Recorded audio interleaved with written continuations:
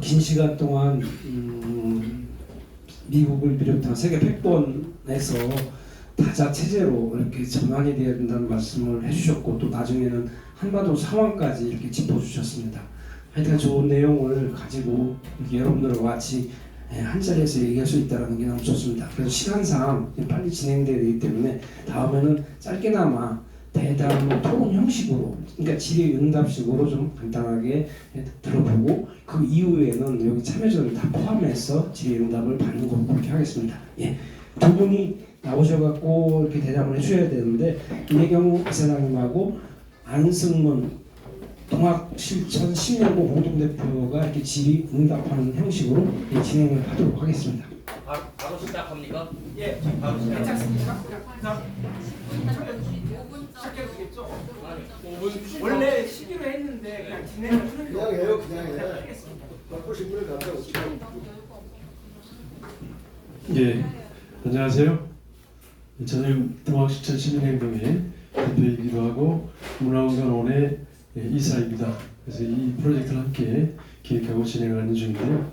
아주 오늘 짧은 시간이지만 통쾌하고도 또 뭔가 크게 눈을 틔워주시는 이런 좋은 강의를 해주셨습니다. 다시 한번 박수 부탁드리겠습니다. 예, 지금은 대답을 한다기보다 이제 질문을 좀 던지고 또 여러분들 궁금하신 내용을 대신 좀 이렇게 말씀을 끌어내는 역할을 해야 할 것 같은데요.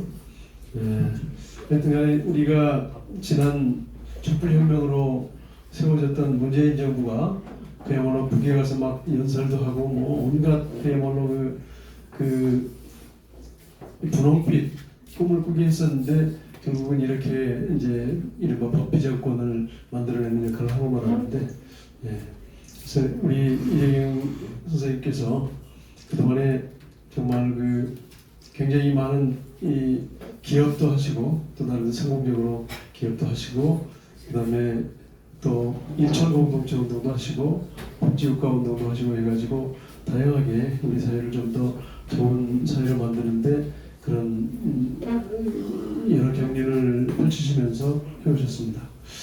아무튼간에 그 우리 오늘은 이제 국제관계 글로벌한 문제하고 우리나라의 평화 문제를 지금 다루셨는데, 바로 이런 관점으로 뭔가 이 우리가 정치를 좀 제대로 바꿔야 된다는 그런 정치 혁신을 위한 그런 이 말씀도 많이 하셨고, 그 결과 민주당의 혁신위원장도 되셨었는데 9시간이었죠? 네, 9시간. 그래서 그 뒤로 뭐 또 언론에서 굉장히 다양하게 조명해가지고 그야말로 어떤 우리나라 혁신의 어떤 하나의 희망을 던지시려고 하다가 멈춘 걸로 지금 되어 있습니다. 그래서 오늘 우리 이 자리는 바로 그런 민주당의 혁신을 넘어서가지고 대한민국의 혁신 또는 정치 혁신 또는 사회 혁신을 위해서 우리는 어떤 실마리를 잡아볼 것인가 하는 게 이제 우리 문제의식이라고 할 수 있고요. 그래서 그동안에 이제 그 9시간 혁신위원장 계시면서 공유하셨던 내용이 계실 텐데, 오늘 이제 약간 좀 분위기 전환을 위해서 어떤 뭔가 좀 이 경로로 혁신위원장이 임명이 됐었고 또 꼭 펼치고 싶었던 그 혁신의 어떤 과제는 무엇이었는지 그 말씀을 한번 들으면서 시작했습니다. 예, 그 언론에 공개된 시간은 9시간이었지만 그 사전에 진행됐던 것은 한 4, 5일간 진행됐던 배경이 있습니다. 처음에는 그 혁신위원장 명단에 제가 올라갔다고 해서 저 그냥 농담으로 받아들였고 그냥 들러리로 생각했나 보다. 그래서 오히려 저는 나 대신에 이런 분들이 좋으니까 몇 분을 더 추천했더니 이미 그런 분들도 이미 다 명단에 들어있고 검토 중에 있습니다라고 답변을 받아서 그럼 됐지. 그러고 넘어갔는데 하루 이틀 지나니까 두 분 중에 한 분으로 앞쪽에서 올라갔습니다. 그래서 아니 이 사람들이 저는 사실 윤석열 정권이 들어선다면 국내뉴스를 이렇게 보질 않았어요. 제 건강상 국내뉴스 보면 심장에 충격이 와서 국내뉴스를 안 보고 해외 그 국제 질서 돌아가는 것만 집중해서 보고 있어서 나는 지금 민주당 최고위원이 누군지도 모르고 위원들이 누군지도 모르는 사람이니까 그런 소리 하지 마라.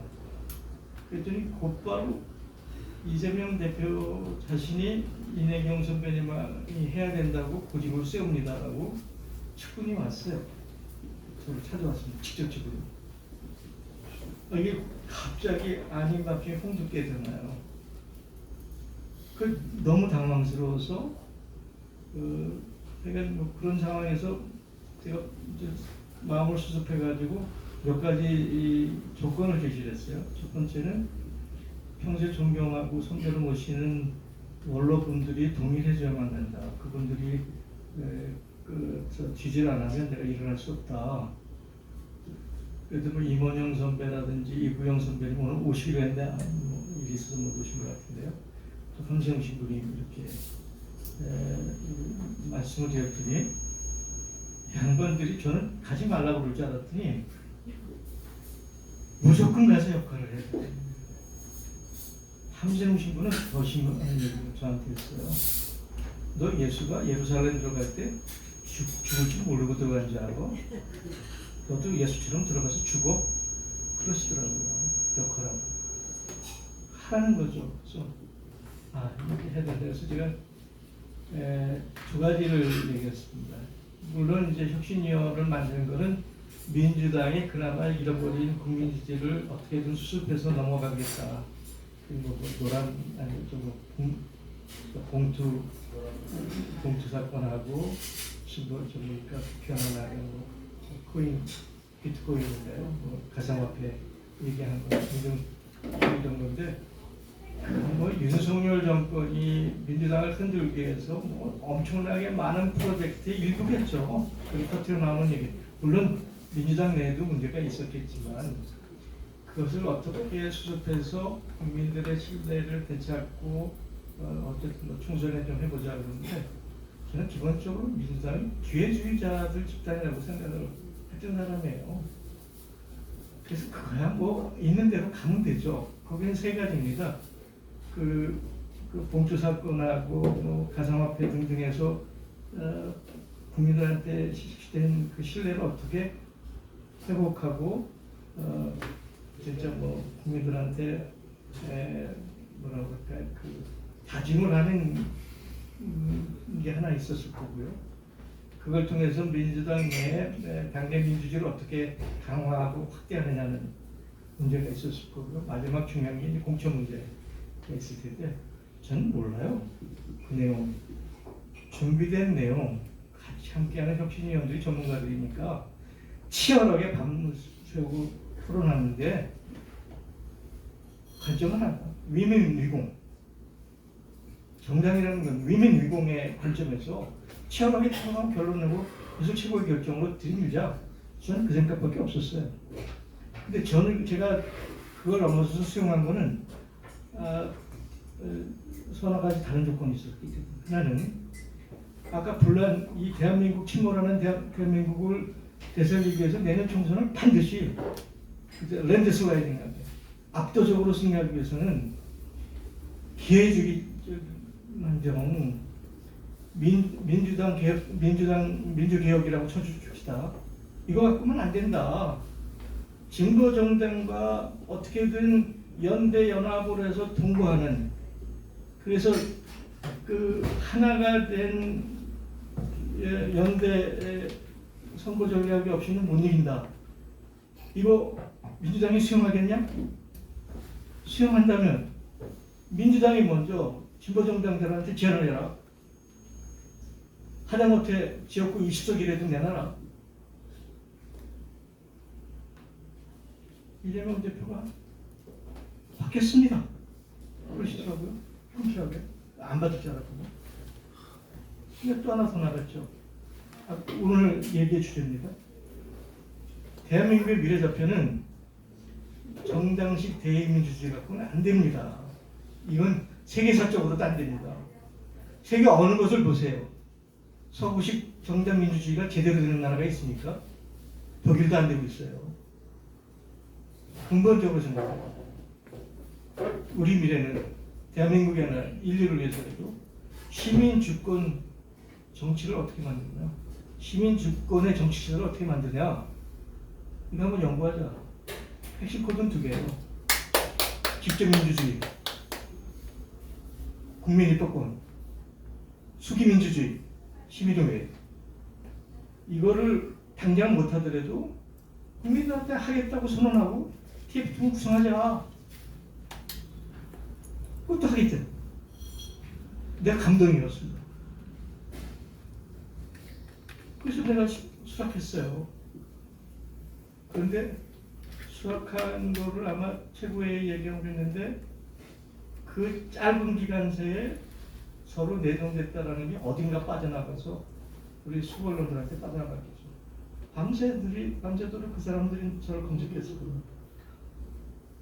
아마 저가 무서웠을지 몰라요. 그러면서 이제 10시인가 발표를 했는데 저는 방송도 안 보고 뉴스도 안 봤어요. 그날 3시까지 무슨 일이 있는지도 몰랐어요. 그래서 3시에 당을 갔죠. 당을 갈 때는 저는 혁신위를 어떻게 꾸리고 어떤 절차를 하고 세팅을 어떻게 하고 무슨 주제를 어떻게 만들고 이걸 협의하려고 들어갔더니 당의 책임자들이 얼굴이 사색이 다 됐어요. 아, 선배님 천안함이 자폭이라고 그러셨어요. 저는 뉴스도 안 봤으니까 자폭이라고 그랬나? 내 손가락이 그랬겠지. 내 머릿속엔 원인불명인데 그거 다는 거 아니야 국민들이? 천안함이 원인불명이라는 거? 근데 민주당은 이미 공당으로 폭침이라고 공당으로 인정을 했대요. 그러니까 뭐 많은 사연이 있는데 그러면서 한 4-5가지를 언론이 씹었는데 뭐 그 중에 중요한 게 내가 미 정보기관이 한국 대선에 개입했다 라고 어떤 아마 SNS에다 띄웠는데 그게 굉장히 큰 사건이었어요. 근데 저는 그건 2019년 9월 말 10월 초에 이미 확증을 하고 있었어요. 내가 미국의 싱크탱크 레포트에서 이미 읽었고요. 근데 대선 끝난 다음 날 블로거하고 극우 매체에서 내가 생각한 게 그대로 보도가 난 거예요. 정확히 미 CIA가 깊숙이 개입했습니다. 아까 우리 CIA 얘기했잖아요. 이게 큰 문제가 됐던 거죠. 그러면 혹시 잠깐만요. 이 얘기는 제가 혁신위원장으로 내정이 됐을 때 한국 언론뿐만 아니라 한국 정보기관, 미국 정보기관조차도 제 파일을 공개한 겁니다. 그래서 이 상황에서 내가 혁신위원장을 지속하면 민주당이라는 공당에 너무 큰 부담이 되겠구나. 그래서 철회할 수밖에 없었던 많은 내용이 있는데 상황이 그랬습니다. 네. 급한 질문이시네. 지금 그 김은경 혁신위원장님이 1호 혁신 안건을 불체포특권 1호 안건으로 낸 거에 대해서 지금 민주당 사이트에서 지금 말이 많고 막 그렇거든요. 근데 지금 선생님의 혁신위원장으로 만약에 내정됐을 경우에 1호 안건으로는 뭘 하려고 하실 예정이셨는지 말씀해 주실 수 있죠? 저는 1호 안건, 2호 안건, 3호 안건보다도 그러니까 민주당이 국민들한테 다시 신뢰를 받기 위해서는 수습 과정이 있었겠죠. 봉투사건이나 뭐 가상화폐. 그것을 하기 위해서 이미 당내에서도 상당히 연구가 됐고 준비가 돼 있고 돼 있었거든요. 그래서 저는 그거는 그냥 절차의 과정이다. 그리고 치열한 공론을 통해서 우리가 결정하면 당 최고위원이나 중앙에서 받아라. 그것도 조건 중에 하나 제가 제시한. 그래서 저는 거기에 대해서 뭐 가타부타 제가 얘기할 사항은 아닙니다. 그건 제가 전문가도 아니고 깊이도 모르고 그 당내 전문가들, 정치 전문가들이 저보다 더 많이 아는 거니까. 저는 아까도 얘기했듯이 3가지가 주관심이었어요. 하나는 사회 경제적으로 특히 민생이 어려운 이 상황에 서민들한테 새로운 희망을 주는 사회 경제적 정책을 3가지만 내놔라. 그것하고 아까 얘기했듯이 내년 총선에 진보정당과 연대연합하는 동거 프레임, 함께하는 동거 프레임을 작동해라. 그리고 지역구를 양보해라. 그 다음에 그 시민주권 시대를 만들기 위한 준비 작업을 하자. 저는 이 3가지 외에는 관심이 없었어요, 사실은. 그래서 무슨 뭐 불체포 특권이 어떠냐, 그거는 김은경 위원장을 개인적으로 신뢰합니다. 그거는 뭐 1호가 아니고요. 일단 땜방, 여론이 나쁘니 그래서 그렇게 해갖고 민주당의 이미지를 제고하자라는 아마 뜻이 있었는데 그것이 조금 미숙한 건지 뭐 제대로 본 건 저는 제가 판단하는 기준은 없습니다. 북핵에 관해서 좀 질문 한 가지 주시는데 북한에서 핵을 만들지 않겠다고 냉각탑을 폭파하고 이런 것이 다 보도가 됐어요, 그 당시에. 그래서 이제 그 반대급부로 미국하고 한국에서 그 경수로를 만들어주기로 했죠.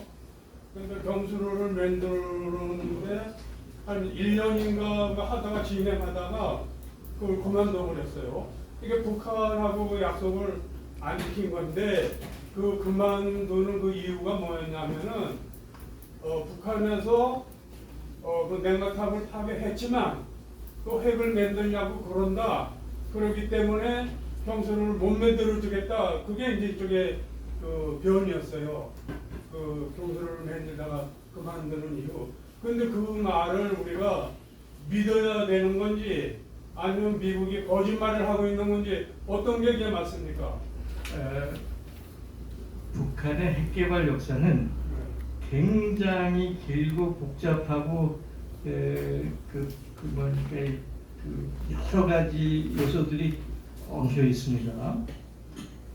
사실은 며칠 전에 이제 170년 휴전협정을 맺은 날이잖아요. 휴전협정에 의하면 신규 무기를 한반도에 배치해서는 안 되죠. 미군이. 그죠? 그런데 50년대 말부터 핵무기를 들여옵니다. 정확히 휴전협정의 위반이죠. 그죠? 그게 노태우 정권이 들어와서 비핵화 선언하고 남북 기본 합의서를 하면서 핵 비핵화해서 그때 뺐는데 뭐 정확히 몇 대인지는 모르지만 뭐 수백 개에서 1000개까지 얘기를 해요.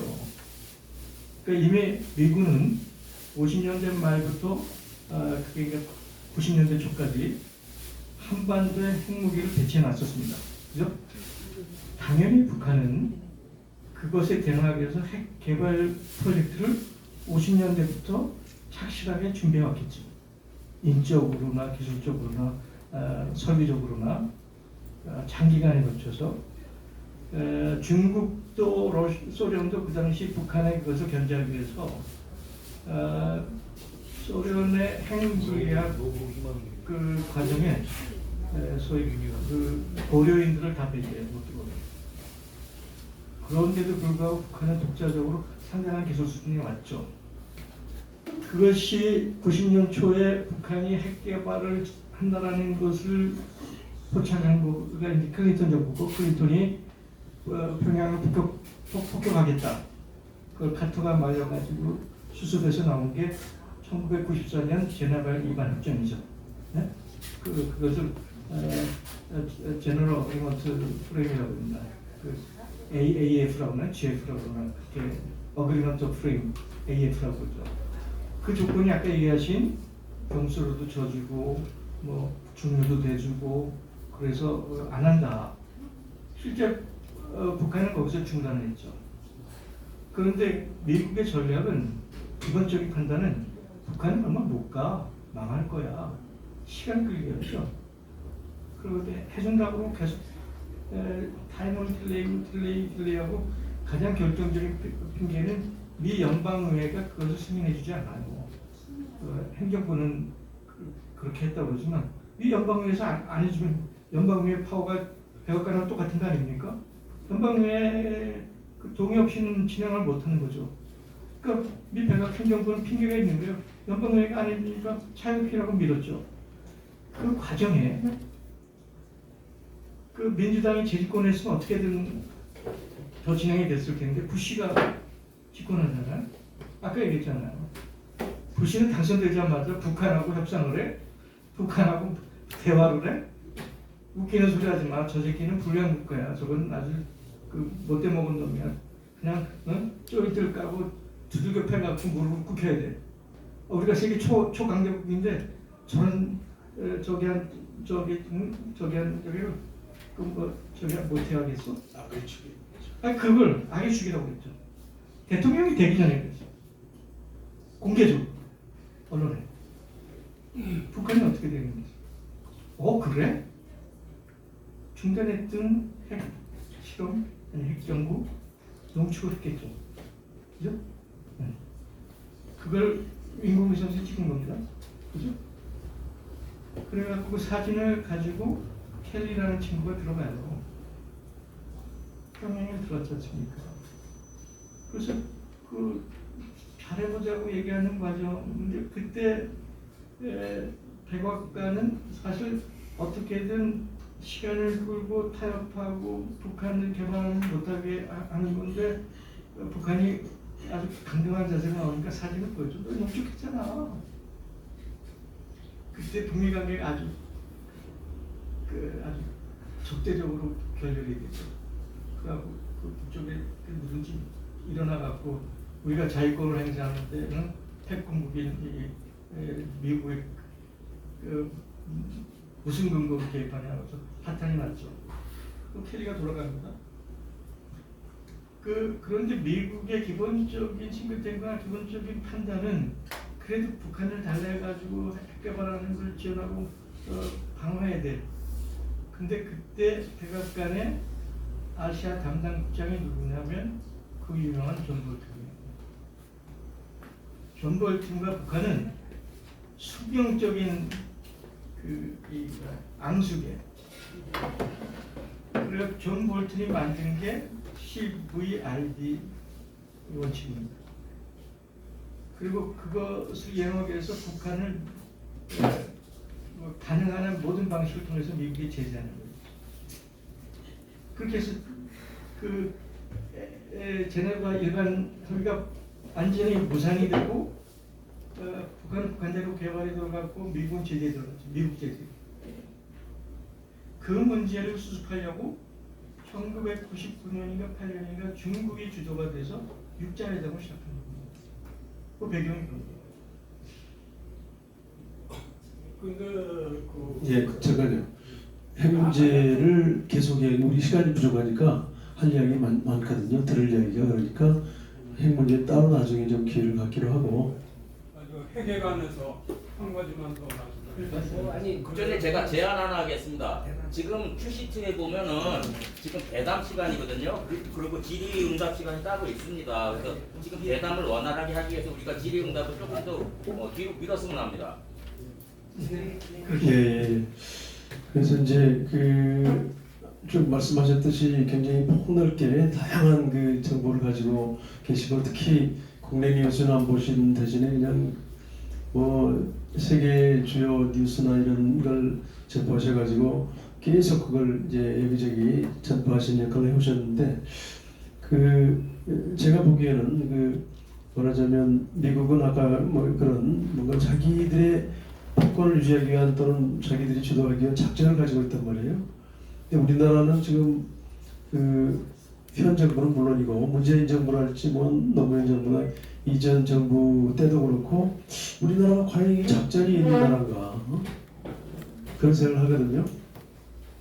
작전을 정부가 가질 수도 있겠지만 우리나라는 아까 말씀하신 그런 것들을 실행하기 위한 어떤 좀 치밀한 그런 계획이나 작전 전략을 가져야 할 것 같은데 그 부분에 대해서 좀 어떻게 생각하십니까? 우리 작전을 얘기하기 전에 미국 특히 미 패권의 소송을 정확히 봐야 돼요.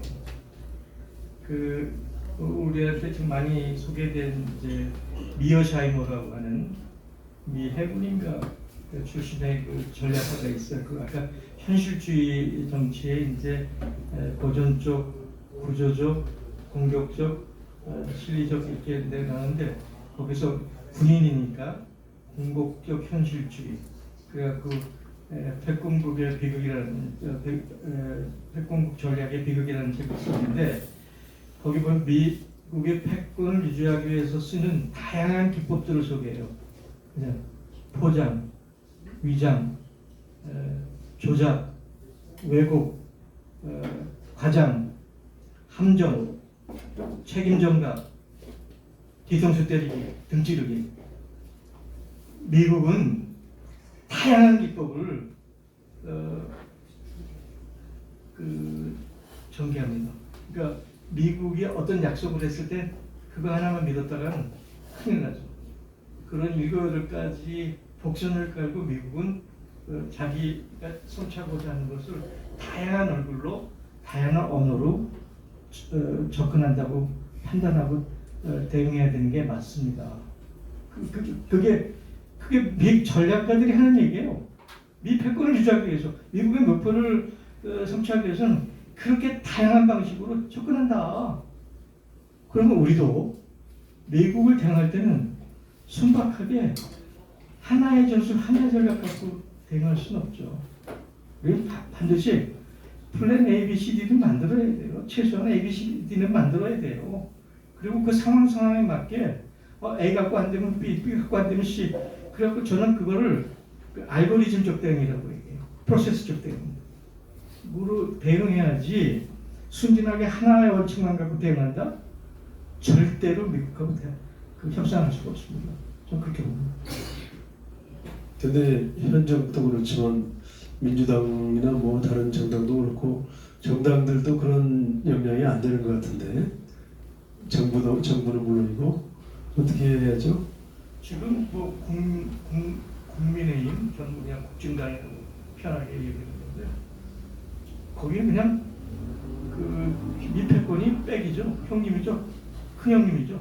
형님이 결심해 형님이 써주면 시키는 대로 해. 지금 이게 윤석열 정부의 기본 성격 아닙니까? 예를 들어서 제가 미 정부기관이 깊숙이 개입했다고 확증하는 그 배경이 그런 거예요. 2019년에 문재인 대통령이 유엔 총회에 가 있는 상황인데 미국의 싱크탱크나 언론에는 한국 정부에 대해서 엄청난 공격을 했습니다. 아니 지금 미국은 사활을 걸고 중국하고 싸우는데 평균을 이러고 싸우고 있는데 미중 간에 등거리 외교를 해? 저 친구 저거 정신 나간 친구 아니야? 걸빈 친구 아니야? 뭐가 나사가 풀린 거 아니야? 더군다나 미 본토를 때리는 핵을 갖고 있는 북한을 포용을 해? 대화를 해?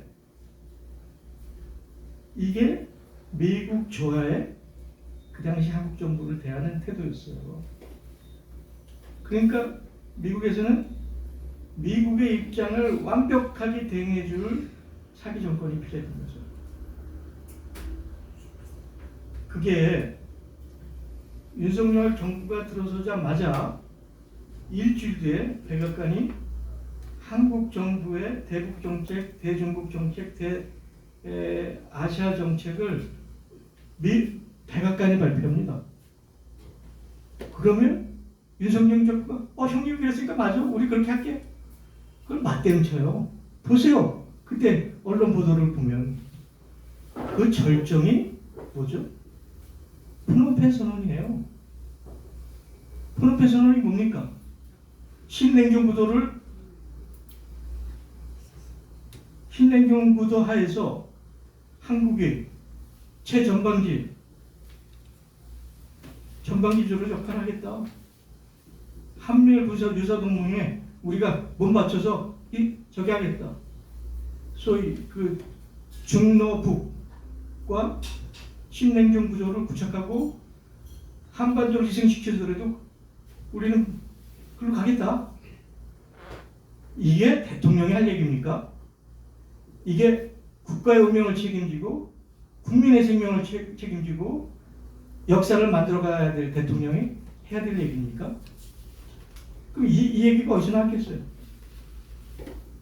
그것도 정권이 생긴 지 불과 얼마 되지도 않은 누군가가 시나리오를 써주고 각본을 써줬겠죠. 그게 어디겠어요? 여러분들 상상해 보십시오. 예. 그러면 한 3분 정도 질문을 좀 미리 하셔가지고 질문을 듣고 답변을 준비할 수 있도록 하면 좋을 것 같습니다. 아니, 아까 그 핵 문제, 북한에서 이렇게 냉각탑을 폭파하고 핵을 안 만들겠다 이렇게까지 한 것을 보면은 그 핵을 안 만들겠다라는 그 의지가 보이거든요. 그래서 그 약속을 지키기로 해서 정서를 만들어 가서 1년 동안이나 만들다가 그걸 도중에 이제 그만두고 있는데 그 미국에서 그 그만두는 이유를 다시 북한이 핵을 만들려고 그러기 때문에 못 만들어주겠다. 그 말을 우리가 믿어야 되느냐 믿지 말아야 되느냐 그거를 질문의 핵심입니다. 아까도 얘기했지만 네. 미국은 수많은 독성과 옵션을 가지고 접근합니다. 북한이 냉각탑을 저기 하고 뭐 나중에 그 저기 뭡니까 저 핵실험장도 폭파했잖아요. 그런데 북한은 나름대로 조건이 있었고 전제가 있고 컨디션이 있었고 상황이 있었죠. 그 상황과 조건이 이행된다라는 전제하에서 냉각 저기도 폭파했고 핵실험장도 제거한 거 아니겠어요? 근데 미국이 한 번도 그 조건과 그 사항을 수용하거나 이행하지 않았겠죠. 그러니까 그걸 이렇게 기냐 아니냐라고 얘기하지 말고 다양한 복선적 상황이 결합된 그거의 프로세싱이라고 생각하시는 게 정답이라고 생각합니다. 네. 네. 지금 예, 저 질문 하나 드리겠습니다. 오늘 주제가 이제 희망 세상을 만들자는 건데요. 우리 한반도가 소위 말해서 이제 위중로 일의 강대국에 쌓여 있지 않습니까? 그래서 우리는 항상 지정학적으로 불리하다고만 생각을 하고 있었습니다. 근데 사실은 굉장히 유리한 입장일 수, 반대로 생각하면 굉장히 유리한 입장이라고 보거든요. 그러니까 이런 강대국이 서로가 우리 대한민국에 잘 보이려고 노력을 하게끔 우리가 외교전을 해야 된다고 봅니다. 그것이 바로 우리의 희망 세상을 만드는데 굉장히 큰 도움이라고 보거든요. 혹시 그런 데 대한 그 좀 대안을 생각하는 게 있으시면 좀 이야기. 100%도 120% 동의합니다. 그 지금 이 상황에서 예를 들어서 아세안 아까 얘기했고 인도 예를 들면 투르키에 한번 보십시오. 이 다들 중간 국가들 있잖아요. 중간 국가 지역 파워를 갖고 있잖아요.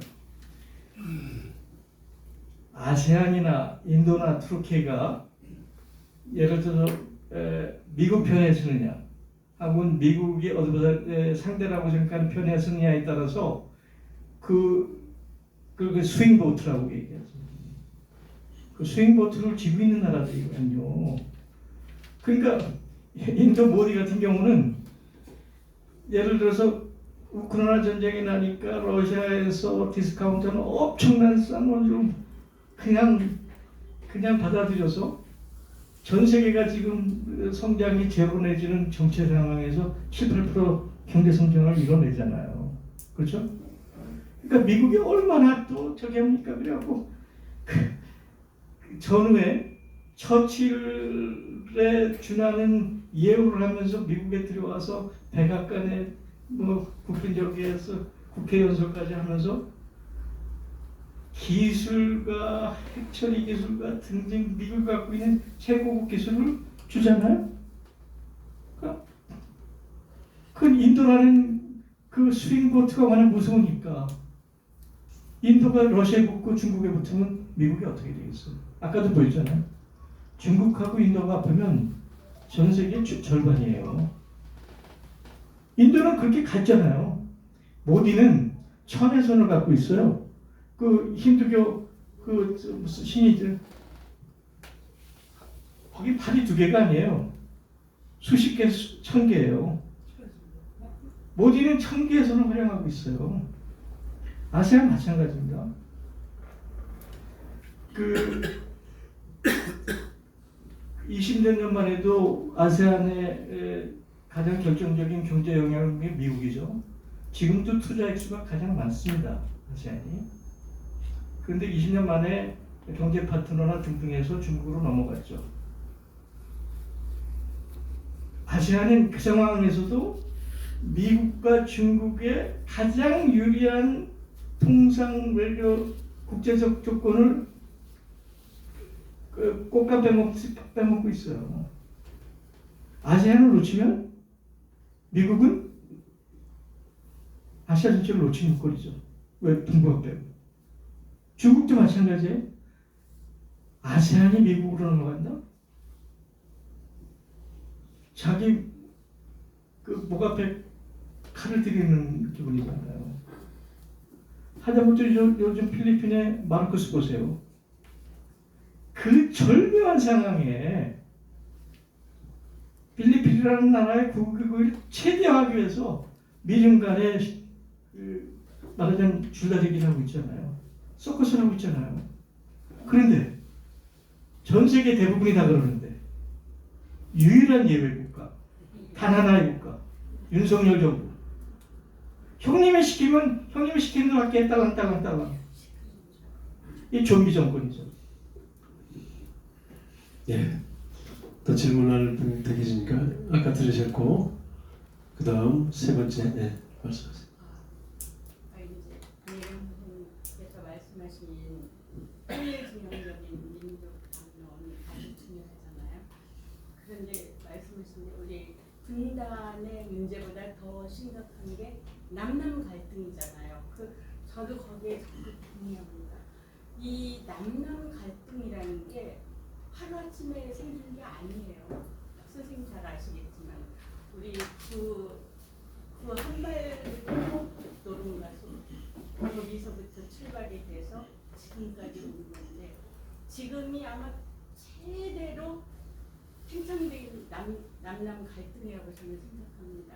선생님 이 남쪽의 남남 갈등을 극복할 여지가 희망이 있습니까? 우리는 그거를 극복을 해야 희망이 있는 한반도로 만들 수가 있고 분단을 극복할 수가 있는데 저는 아무리 생각해도 그거들을 이 남남 갈등을 해법을 그거들과 찾을 수가 없다고 보는데 선생님 어떻게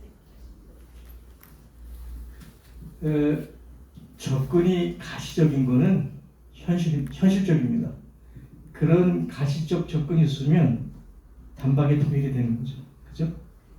우리는 그 가시적 통로가 보이지 않기 때문에 끊임없이 모색하고 고민하고 하여간 외치고 싸우고 그러고 있는 상황인데요. 이제 다른 백년의 지론이기도 하고 저는 남북 관계 특히 이제 남남 문제를 하기 위해서는 우리한테 중요한 거가 양국 체제를 수용하는 거다. 아까 이제 웨스트팔렌 얘기도 했는데 남가국을 정치, 군사, 사회적으로 독자적인 주권국가 아이덴티티로 상대방을 인정하는 사실은 그게 원 얘기가 아니었고 7.4 공동성명 남북기본합의서 6.15 선언 9.19 선언 4.27 모두가 그걸 명시하지 않았지만 상대방을 주권국가로 독립적인 아이덴티티로 인정했기 때문에 그렇게 해온 거잖아요. 그걸 명확한 개념으로 얘기하면 양국체제예요. 그러니까 유엔 동시 가입 때부터 우리는 이미 양국체제에 돌입한 거예요. 그런데 우리는 그 팩트는 그런데 우리의 헌법이나 우리 정치 상황은 그걸 인정을 안 해. 그 특히 뭐 국진당 같은 경우는 자유민주주의와 통일. 그럼 북한을 붕괴시키겠다는 얘기죠. 그죠? 그럼 북한의 적대적인 거죠. 보안법이 있고, 그렇죠? 통일부터 그런 연장이에요. 남북 체제라는 걸 인정하면 통일부는 민족부로 바뀌어야 돼요. 그렇잖아? 근데 그건 한 축이죠. 그래서 우리는 한반도 프로세스는 두 개의 바퀴가 필요하다. 아까 저 핵 문제에서 쌍계병진이라고 그랬지. 우리가 우리 스스로 이루지 못한 해방 이후 공간, 전쟁을 치른 냉정구조가 해체됐음에도 불구하고 우리가 만들어내지 못한 이 상황에서 만들어진 이 상황은 우리가 양국 체제로 인정하되 우리가 수천 년 단군 이래 수천 년 우리 역사, 터전, 언어, 문화, 핏줄 갖고 있잖아요. 이건 또 하나의 담론이잖아요. 이걸 우리가 민족 담론이라고 얘기하자. 그러니까 현실은 남과 북을 독자적인 아이덴티티 주권국가로 인정하지만 수천 년 한군 이래 왔던 이 부분은 민족 담론으로서 우리는 끊임없이 통일을 지향해야 된다. 그 현실로서의 양국체제 바뀌와 수천 년 역사의 맥락 속에서 가야 하는 통일지향, 이 두 개 바퀴를 우리는 같이 돌려가야 된다. 그걸 같이 돌려가려면은 현재 가장 시급한 문제는 남쪽의 그 남남 갈등이잖아요. 그거를 풀 수 있는 해법.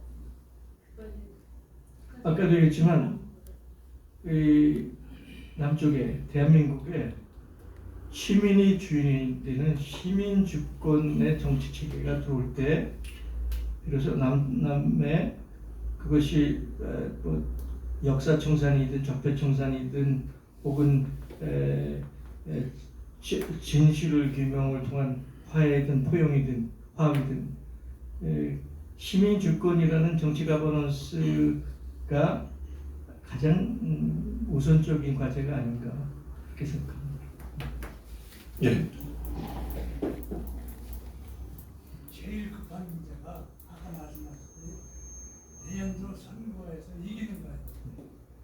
이래겸 선생님께서 만약 혁신위원회에 들어가셨다면 그게 굉장히 급한 문제였어요. 아까도 말씀했듯이 예. 그렇게 하려면은 일단 민주당의 의견이 다르고 개혁이 되고 또 뭔가 주도 세력이 있어야 되는데 이 모든 책임은 내가 볼 때 문재인 대통령이 사과를 해야 된다고 생각합니다. 왜냐하면 문재인 대통령이 이번에 그 이낙연 그 총리를 만났어요. 저는 이낙연이를 만나면은 문재인하고 나하고는 이제 척을 진다고 했어요. 제가 물바라고 이렇게 살았는데 어떻게 해서 윤석열이를 임명을 했는지 총리하고 검찰총장 임명했는지 그 국민에게 사과를 해야 되거든요. 사과해야 되는데 이 국무총리 이낙연이가 이재명이 대통령 선거할 때 밀지 않았어요. 왜냐하면 그건 제가 알고 있어요. 마지막 끝나고 나서 방송에서 그 결과 발표를 하는데 처음에 공동에서 이겼어요. 윤석열이가. 그 두 번째 JTBC가 이재명이 이겼어요. 그때 딱 보니까 얼굴에 이낙연이가 완전히 죽을 상이 돼 있더라고요. 그렇다면 이낙연이가 이재명이를 지지한 게 아니더라 이런 걸 느꼈어요. 그러면 이 사람을 문 대통령이 받아들이는 게 아니라 이재명 후보를 당당하게 민주당의 후보 대표로서 인정할 때 내년 총선에서 단합된 그 민주당의 힘이 나오지 않나 그런 문제에서 어떻게 생각하십니까? 희망 세상에서 다룰 내용은 아닌 것 같고요. 이미 그 내용은 오마이TV 오연호가 묻고 답변한다 해서 상당히 규명이 됐고, 또 최동석 박사가 얘기하는 인사조직연구소에서 소위 문재인, 이낙연 등등에 대한 그 분석은 수십 번에 걸쳐서 이루어졌기 때문에 제가 언급할 사항은 아닙니다. 그런데 걱정스러운 게 상당히 진보 개혁을 상징할 수 있는 그 입지에 있는 반정치인이 각자 도생 얘기를 어느 신문에 칼럼으로 쓰거나 혹은 중견의 사회학자가 각자의 진실을 사수해가 문제는 우선순위, 선후, 본말의 문제가 있거든요. 지금이 우리가 각자 도생하고 각자 진실을 지켜야 되는 상황인가요? 아니죠. 그거는 불난 집에 불을 꺼내야 됩니다. 침몰하는 대한민국을 일단 구조해 놓고 그 다음에 각자의 진실을 구축하든 각자 도생의 얘기를 해야지. 지금은 불을 끄는 게 중요한 거지 불난 원인을 규명할 사항은 아니죠. 그럼 불 끄는 유일한 방법은 뭡니까? 민주개혁 세력과 진보 세력의 가능한 한 모든 사람들이 함께해서 설명이 불가능한 윤석열 정권을 무력화시키고 끌어내려야죠. 그런 뒤에야 비로소 우리가 각자의 진지와 입장을 얘기할 수 있을 겁니다. 그렇죠? 근데 제가 희망세상이라고 얘기하는 이유는 지난번 대선에도 그렇듯이 그 언론 조작일 수도 있고 이재명의 이미지도 그렇고 아예 찍을 사람이 없어. 그러면서 40, 50대의 상당 부분이 투표장을 안 나오면서 0.73%의 저기를 뒤집힘을 당하는 저희가 있잖아요. 난 이번 총선도 그게 걱정스러운 거죠. 하는 꼴들이 다 망할 집안들이야. 아유, 꼴 보기 싫어. 그냥 정치 잊어버릴래. 이게 나라를 망치는 거죠. 그래서 나는 그분들한테 오늘 이 프로그램 하는 이유가 그거예요. 아니야. 우리는 다시 과거를 성찰하고 현재 상황과 조건을 봐서 새로운 희망의 조건을, 근거를 만들어야 돼요. 그렇게 근거를 만든 희망은 무지무지하게 있어요. 그게 인류가 동물계에서 빠져나와서 21세기 오늘 인류 문명을 만든 기본 동력이야. 그게 아까 얘기했던 엘랑비탄, 생명의 도약이고 소위 공자님, 맹자님이 하는 생생직이야. 우리는 다시 할 수 있어. 대한민국, 우리가 주인 되는 세상 만들 수 있어. 그 희망의 얘기를 저는 오늘 이 자리에서 다시 하고 싶었던 겁니다. 예. 저는 좀 구체적인 게 좀 궁금합니다. CIA가 윤석열을 만났다면 윤석열을 설득해가지고 대선 후보까지 보냈을까 생각했어요. 그러면 대선 과정에서 CIA가 과연 한국 대선 과정에 어떤 행동을 했을까요? 항상 그대로 예를 들어 제가 오늘 보수 언론을 뒤에 조롱하는 게 이거밖에 기억이 안 나요. 그 부분은 제가 더 이상 얘기하는 게 무책임한 얘기고요. 근거가 없고 자료가 없고. 그런데 윤석열을 추동해서 대통령으로 나가게 저기 한 건 분명히 맞고, 그것도 처음에는 크리스토퍼 레이라는 FBI 국장이 와서 윤석열이 설득이 안 되니까 나흘 뒤에 소위 저기 뭡니까 지나 스펠이라는 아주 유명한 여자죠. 아주 독사죠. 그가 와서 결국 윤석열이 설득시켜서 그 다음에 진행된 건 다 압니다. 예를 들어서 조국 가문을 명문주화 상황까지 들이밀게 하고 추미애 장관을 자기 부하처럼 나 대형님 있으니까 대통령까지도 무시하는 그 상황이 전개되는 거에는 그런 힘이 작용했다고 보죠. 다만 미 정보기관 CIA가 대한민국 대통령의 당락을 결정한 영향을 줬을까? 그건 저는 답변할 수 없습니다. 모르죠. 예. 시간이 좀 적으니까 마치고 또 간단히 또 한 모금 하면서 얘기할 수 있잖아요.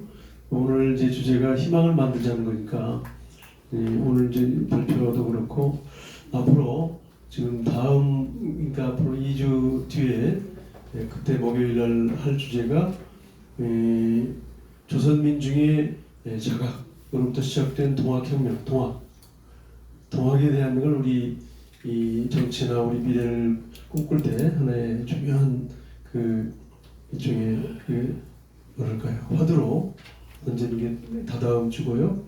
그 다음에는 이제 우리 안에 오래 있어왔던 자치의 전통이라고 할 수 있는 향약 있잖아요. 향약. 직접민주주의를 할지 아까 말씀하신 시민주권의 어떤 우리식, 오래된 과거로 갈 수 있는 향약을 주제로 하는 그런 것이 앞으로 이제 4주 뒤에 있을 겁니다. 그래서 이런 일련의 흐름이 이제 흘러간다고 보고, 제 생각에는 이제 그 중에 오늘도 강조를 많이 하셨는데 결국은 내년 총선을 하나의 중요한 이 어떤 우리 세상을 좀 제대로 바로 세우기 위한 계기로 삼다면 가장 중요한 게 이제 총선 승리였고, 또 그 핵심으로서의 말씀하신 시민주권이 실현되어야 된다고 그러셨는데, 그 시민주권을 세우고 강화시키는 거하고 총선 승리가 어떻게 이렇게 엮여질 수 있는지 말씀해 주시죠. 이제 미래 그러니까 그 얘기 전에 18세기에서부터 시작된 서구식 민주주의, 정당을 중심하는 대의적 민주주의, 그것이 잘 나가면 합의적 조정, 모든 갈등을 테이블에 올려놓고 그것을 조정하고 갈등을 현재화해서 합의가 가능한 정치가 이상적이다라고 해왔죠. 그런데 그 서구가 얘기하는 정당식 대의 정치가 지금 작동하고 있나요? 전 세계 190몇 개국의 중에서 서구식 정당 민주주의가 작동하는 나라가 있나요? 있죠. 몇 군데. 스위스는 뭐 160년 가까이 직접 민주주의 해왔고, 북유럽 일부에서는 될 거예요. 근데 북유럽에서 그 민주주의가 작동하는 거는 서구식 정당 민주주의가 작동하는 게 작동한 게 아니에요. 다른 배경, 다른 요소에서 작동되는 거죠. 그래서 저는 이 민주주의는 단순히 대한민국이 아니고 전 세계사적 위기 상황이다. 그것을 어떻게 돌파할 거냐. 물론 정당식 대의민주주의도 품질을 올릴 수 있는 여러 가지 방안이 있죠. 그게 n분의 1, 표의 등가성을 n분의 1로 반영하는 거울처럼, 그래서 연동비례제를 강화한다든지, 그 당내 민주주의를 강화한다든지, 소위 자본과 나 산업 세력이 정치에 영향 미치는 것을 차단한다든지, 뭐 다양한 방식으로 그 품질을 올릴 수는 있다고 봐요. 그런데 굉장히 제한적이죠. 그리고 아까도 했지만 21세기 현재 와서 그건 한계 상황에 도달했다. 그러면 그 대안은 스위스가 가져왔던 직접민주를 다시 들여다보자. 스위스는 풀뿌리 기초 조합국가예요. 풀뿌리 조합들이 결합된 조합국가예요. 그러니까 직접 민주주의 밑에는 풀뿌리 민주주의가 있는 거죠. 그렇죠? 또 하나는 저희가 지금 번역 중에 있습니다. 오픈 데모크라시, 열린 민주주의. 그 주제는 참여를 넘어서 수기를 넘어서 참여와 수기를 통해서 만든 결정을 구속력 있게 만들자. 시민 민주주의입니다. 시민 민주주의. 특히 헌법 개정, 선거법 개정, 기존의 제도 정치에서 싸우느라고 결정 못하는 중대사안, 이런 것들은 시민의회가 가져와서 결정한다 라고 하는 이 열린 민주주의를 앞으로 어떻게 도입하느냐. 이 열린 민주주의는 시민들의 일상적 참여가 가능한 민주주의죠. 그런데 이것이 정당적 대민주주의든 스위스가 했던 풀뿌리를 중심으로 저기한 직접 민주주의든 열린 민주주의든 그 모든 것이 제대로 작동하기 위해선 시민들의 각성, 주체적 각성, 그것이 바탕에 갖지 않고는 모든 제도도 꽝이다. 그러면 그런 유권자 혹은 그 주인인 시민들의 각성을 어떻게 만들어낼 거냐? 대한민국 3,600만 유권자는 자격이 있다고. 우리 지난 해방 이후 78년 동안 우리가 해내온 거는 인류 역사의 금자탑이죠. 우리 그렇게 해왔어요. 할 수 있습니다. 그래서 이것이 저희는 대한민국의 희망의 근거고, 그리고 우리를 스스로 격려하고 북돋는, 앞으로 나가게 하는 그 큰 동력이라고 생각합니다. 예. 제가 마지막으로 말씀드리겠는데요. 제가 저기 박근혜 그 정권 때도 저희가 이제 촛불 집회 나가서 한번 촛불 집회가 끝나고 나면 이제 마지막으로 끝나겠다 싶어서 끝날 줄 알았는데, 지금 문재인 정권 끝나고 나서도 지금 이렇게 또 거리로 나올 줄은 몰랐거든요. 작년부터 계속해서 그 거리로 나와서 지금까지 계속해서 이 촛불 정권에 나와가지고 매주마다 이렇게 그 촛불 집회에 나오고, 또 이재명 그 법원에 매주 2주마다 열리는 그 법원 그 응원차, 저희가 매주에 그 2주차 그 법원에 가고 응원하고, 저희가 그 이재명 의원 법원에 가서 항상 그 지지를 하고 그 응원을 하고 있어요. 그런데 지금 문제는 저는 그 20대 초반의 아들을 키우고 있는데, 그 촛불 집회 가보면은 다 연세 드신 분들이 계시지만 20대 30대 젊은이들이 없다는 게 참 슬프다는 거예요.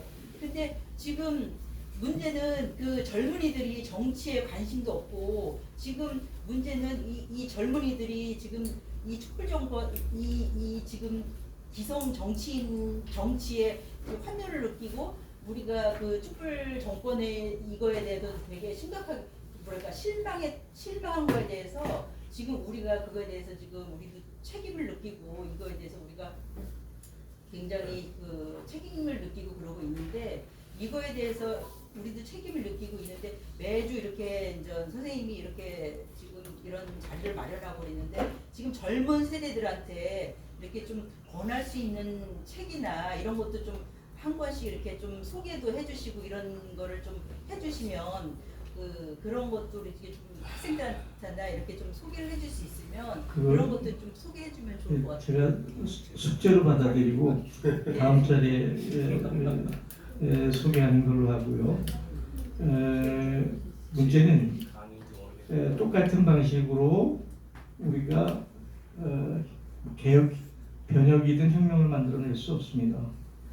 2016, 17년 연변에 그런 방식으로 박근혜를 끌어내렸던 방식으로 윤석열을 끌어낼 수 있을까? 아니죠. 그 윤석열은 몇 가지 무기를 갖고 있어요. 하나는 큰형님, 두 번째는 망나니 칼. 저건 법이 아니에요. 저건 망나니 칼이죠. 그죠? 그 다음에 제가 최근에 이름을 붙였는데 개밥그릇, 구사발이, 언론. 네. 이게 그 가장 강력한 근데 이것을 어떻게 무력화시킬 건가라는 부분인데 망나니 칼을 무력화시키는데 법 자체를 너는 해라. 우리는 법을 무서워하지 않으면 됩니다. 그죠? 그 언론은 그게 이제 젊은 애들 상황하고도 연결이 돼 있는 거죠. 왜냐하면 IMF 이후에 대한민국 사회를 지배하는 건 시장만능. 시장만능 다시 말하면 단자적 개인주의, 이기주의, 출세주의, 능력주의. 나 하나밖에 없는 소위 대처가 얘기하는 There is no alternative. 다른 대안이 없어. 세상에는 시장하고 너밖에 없는 거야. 이게 지난 30년 우리를 지배해왔고 거기서 자란 젊은이들은 그 생각밖에 없어요. 그건 젊은이들에 대한 질책임과 동시에 우리의 책임이죠. 그렇게 만드네. 그 상황에서 큰 젊은 기자들이 하다못해 우리가 얘기하는 진보 언론도 그런 친구들이 기자를 하고 있는 거죠. 그게 주류 언론의 방향이에요. 그것을 싸워서 이기려면 바로 이런 시민 언론, 시민 매체, SNS를 활성화시켜서 그런 주류 매체를 압도해야 돼요. 하고 있잖아요. 덧담사 잘하고 있고, 민들레 잘하고 있고, 오마이도 잘하고 있고 하고 있잖아요. 그렇게 밀고 나가면 됩니다. 그런데 이제 젊은 애들의 문제는 아까 얘기했지만 이거는 근본적인 역사의 흐름과 철학의 문제예요. 그런 그 못된 시장 만능의 서구의 못된 그 단자적 개인주의, 이기주의, 능력주의를 능가하는 우리 본래 우리의 바탕, 사상, 삶. 그 다음에 얘기할 동학에서 제가 좀 더 깊이 얘기하겠습니다. 네, 그러면은 이 세션을 마치고 시간 되시는 분들은 짧게라도 한번 하면서 좀 더 말씀 나누기를 하고요. 그러면은 이 사장님이 짧게 마지막 말씀 말씀하세요. 그러니까 오늘 이 자리를 같이 해주셔서 너무 고맙고요. 아까도 얘기했지만 특히 아까도 말했지만 젊은 사람 지난번 대선에도 그냥 40, 50대가 좌절하고 냉담하고 그러면서 투표장에 안 나오고 될 대로 되라라는 자포. 이것이 저는 윤석열보다 더 무섭다고 생각합니다. 더 무서운 우리의 적이라고 생각합니다. 우리는 다시 일어나야 돼요.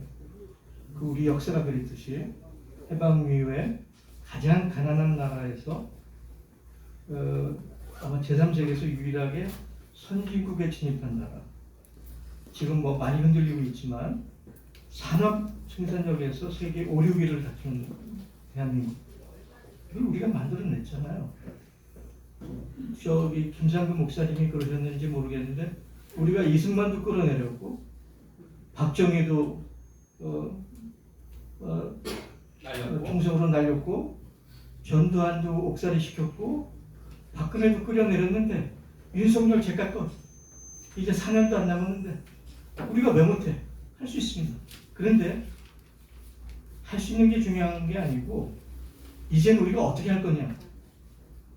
미래의 좌표를 우린 그동안 그냥 정치권한테만 맡기면 잘하겠지. 아닙니다.